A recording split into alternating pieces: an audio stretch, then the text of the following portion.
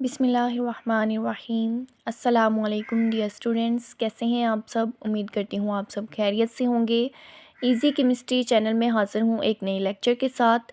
लेकिन लेक्चर की तरफ बढ़ने से पहले मेरी आप सबसे गुजारिश है कि मेरे चैनल इजी केमिस्ट्री को सब्सक्राइब करना मत भूलें और बेल आइकन को भी दबा दें ताकि नई आने वाली वीडियोस आप तक बआसानी पहुँच सके। तो चलिए स्टूडेंट, आज के लेक्चर का आगाज़ करते हैं। हमने जो है 10th की केमिस्ट्री का चैप्टर नंबर 3 जो है वो हमने टॉपिक वाइज सारा डिस्कस कर लिया था। ठीक है, ऑर्गेनिक केमिस्ट्री इस चैप्टर का नेम है। ठीक है, तो इसके तमाम लेक्चर होने के बाद हमने आज जो है इसका एक्सरसाइज सॉल्यूशन देखना है, जिसमें हमारे पास जो है 14 शॉर्ट क्वेश्चंस होंगे। ठीक है, तो उन शॉर्ट क्वेश्चन के मैंने आंसर जो है वो भी साथ मेंशन कर दिए हैं, ताकि जिन बच्चों को बाद में मुश्किल होती है कि उनको उनके आंसर्स नहीं मिल रहे होते। ठीक है, तो इसलिए जो है इनके सारे सॉल्यूशन जो है वो मैंने साथ ही राइट कर दिए हैं। ठीक है, तो चलिए स्टार्ट करते हैं अपने आज के लेक्चर को। हमारे पास इसमें क्वेश्चन नंबर 1 है, what is meant by term catenation. Catenation का क्या मतलब है। Give an example of a compound, आपने किसी भी कंपाउंड की एग्जाम्पल देनी है दैट शोज़ कैटिनेशन, जो क्या करे, कैटिनेशन को शो करे। ठीक है, यानी कैटिनेशन की डेफिनेशन भी आपने देनी है और आपने इसकी कोई भी एक एग्जाम्पल भी देनी है। ठीक है, तो ये जो है हम लोग पीछे पढ़ भी चुके हैं और इसमें भी मैं मज़ीद आपको बता देती हूँ कि कैटिनेशन होता है कि जो सेल्फ लिंकिंग एबिलिटी होती है कार्बन एटम्स की, जिससे वो या तो लॉन्ग चेन्स बनाते हैं या फिर लार्ज रिंग्स बनाते हैं। ठीक है, यानी ये कार्बन जो है इसकी अगर हम वैलेंसी देखें, हमने बात की थी कि इसकी वैलेंसी 4 होती है। ठीक है, यानी एक कार्बन जो है वो कितने बॉन्ड बना सकता है, 4 बॉन्ड बना सकता है। तो कार्बन एटम्स क्या करते हैं कि दूसरे कार्बन एटम के साथ लिंक करते हैं और जिसके नतीजे में या तो लॉन्ग चेन्स बनाते हैं या फिर लार्ज रिंग्स बनाते हैं। ठीक है, तो इस प्रोसेस को हम नाम देते हैं जी कैटिनेशन का। ठीक है, उसके बाद हम चलते हैं जी इसकी एग्जाम्पल की तरफ।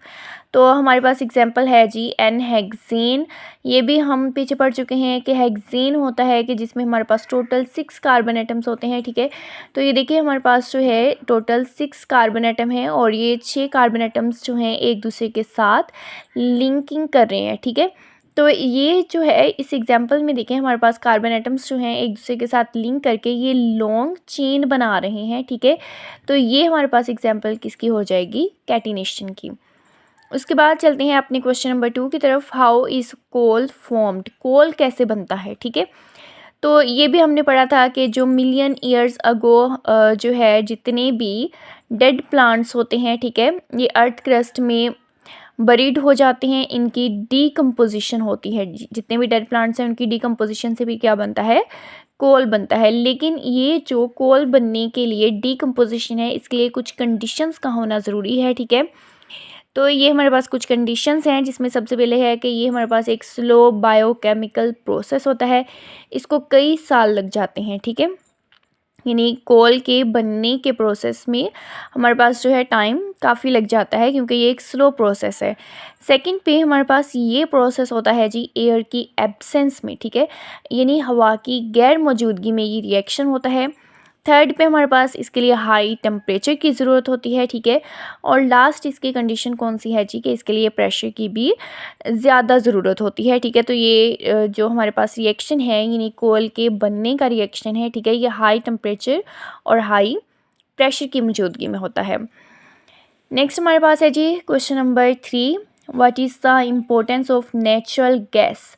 नेचुरल गैस हमारे लिए कैसे इम्पोर्टेंट है। ठीक है, तो इसके लिए हम आप जो है इसके ये पॉइंट्स बना के लिखिएगा। ठीक है, जिसमें सबसे पहला है कि इसको हम फ्यूल के तौर पे यूज़ करते हैं, चाहे वो फ्यूल हम घरों में इस्तेमाल करें या फिर हम कहाँ पे इस्तेमाल करें, इंडस्ट्रीज़ में। ठीक है, तो यहाँ पे हम नेचुरल गैस को यूज़ करते हैं एज़ फ्यूल। ठीक है, इसके अलावा हम इसको ऑटोमोबाइल्स में भी फ्यूल के तौर पे इस्तेमाल करते हैं, जैसे कि हम कंप्रेस्ड नेचुरल गैस यानी सीएनजी। ठीक है, ये मैंने जो है जब टॉपिक में पढ़ाया था तो उस वक्त भी बताया था कि ये इम्पोर्टेंट है। ठीक है, ये अक्सर ही हमारे पास शॉर्ट क्वेश्चन के तौर पे या फिर एमसीक्यूज़ के तौर पे पूछ लिया जाता है कि सीएनजी किस चीज़ का एब्रीविएशन है। ठीक है, तो ये हमारे पास होता है जी कंप्रेस्ड नेचुरल गैस का। ठीक है, इसके अलावा हमारे पास इसका थर्ड यूज़ है कि इसको हम यूज़ करते हैं जी कार्बन ब्लैक बनाने के लिए और फर्टिलाइज़र्स बनाने के लिए।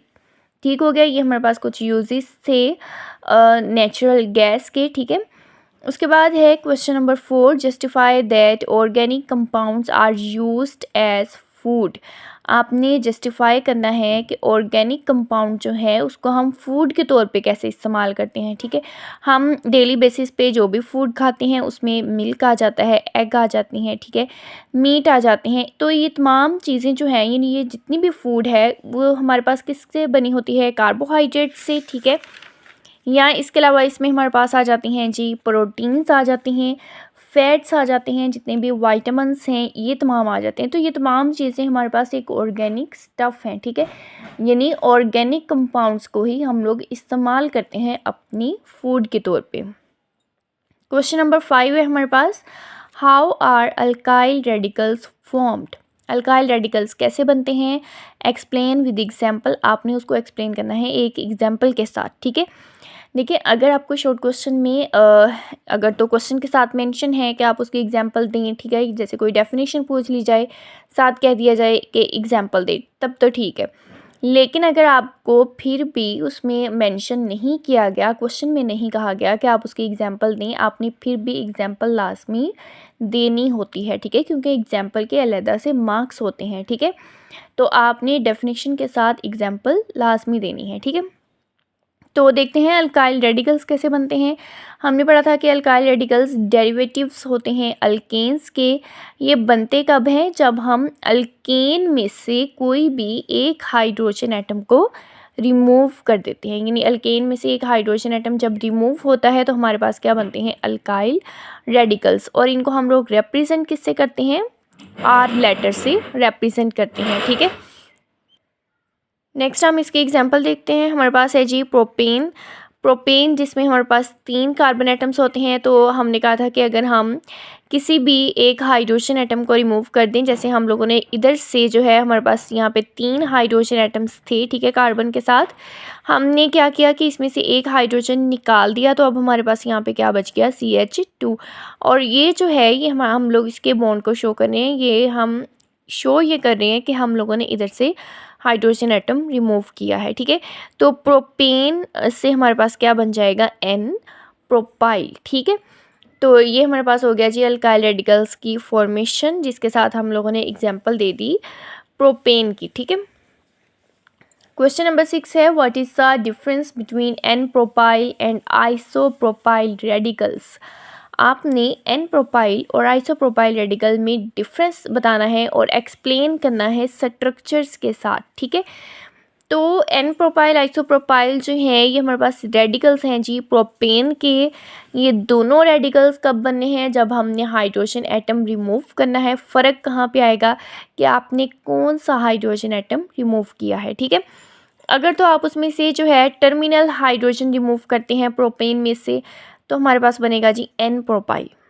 ठीक है, अगर आप सेंट्रल हाइड्रोजन रिमूव करेंगे तो फिर आपके पास क्या बनेगा, आइसोप्रोपाइल।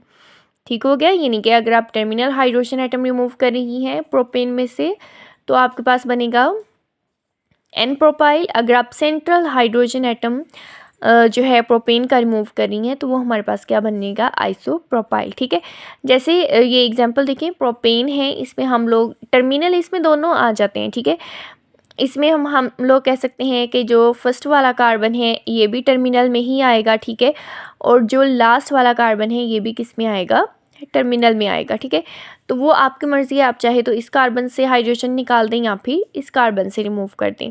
तो हम लोगों ने इस कार्बन से, इस टर्मिनल कार्बन से जो है इसका हाइड्रोजन रिमूव किया है। ठीक है, तो ये हमारे पास रेडिकल कौन सा बन गया जी, एन प्रोपाइल। ठीक है, अब इसमें देखें, इसमें सेंट्रल कार्बन एटम्स कितने हैं, एक ही है, क्योंकि ये दोनों तो हमारे पास टर्मिनल हैं। ये आपके पास कौन सा है जी, सेंट्रल है। ठीक है, तो इसमें से जब हमने कोई भी हाइड्रोजन निकाल दिया, ठीक है, तो अब ये हमारे पास CH2 से क्या बचेगा, CH, और साथ ये बॉन्डिंग जो हमने शो की है, ठीक है, ये शो करिए कि यहाँ से आपने हाइड्रोजन एटम रिमूव कर दिया है। ठीक है, तो ये हमारे पास बन जाएगा आइसोप्रोपाइल। नेक्स्ट है जी हमारे पास question number 7, explain different radicals of butane.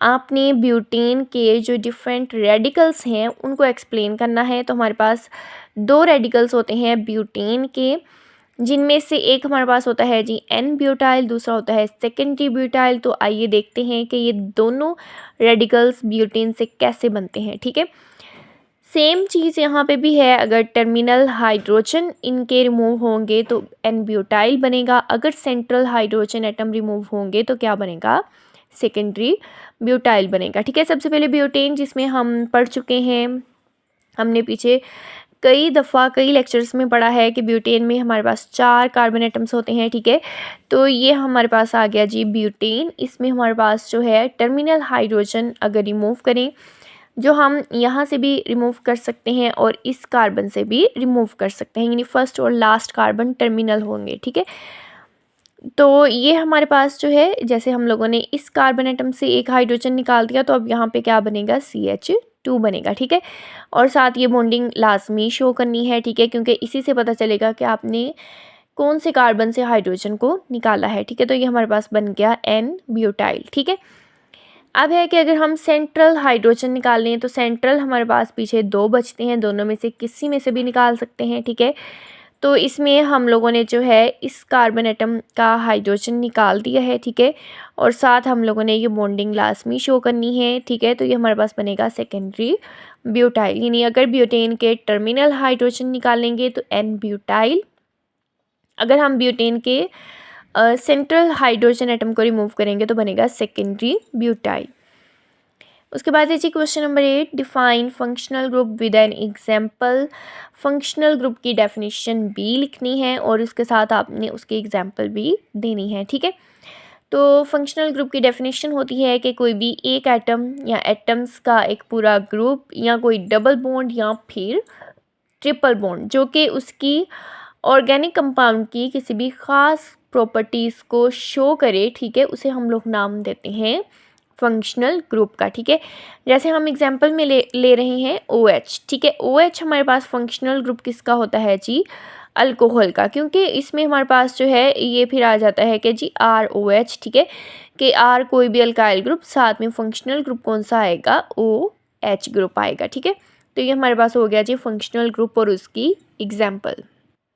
Next हमारा क्वेश्चन नंबर 9 है, what is an ester group. Ester group कौन सा होता है, write formula of ethyl acetate.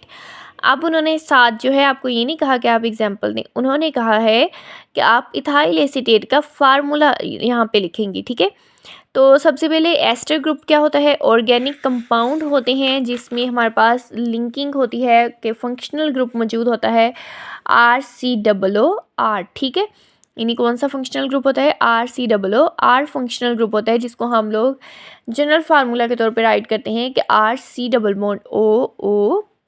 ठीक है, इसे हम लोग नाम देते हैं जी एस्टर ग्रुप का। ठीक है, इसमें इथाइल एसीटेट के फार्मूले की बात की थी, तो ये हमारे पास होता है CH3COOC2H5। ठीक है, जिसमें हमारे पास जो है ये C2H5 इथाइल ग्रुप आएगा, और बाकी ये जो हमारे पास CH3COO और उसके साथ एक और ऑक्सीजन है। ठीक है, ये हमारे पास आता है जी एसीटेट ग्रुप। ठीक है, तो ये हमारे पास बन जाएगा इथाइल एसीटेट ग्रुप। ठीक है, क्वेश्चन नंबर 10 है, write dot and cross formula of propane and n butane.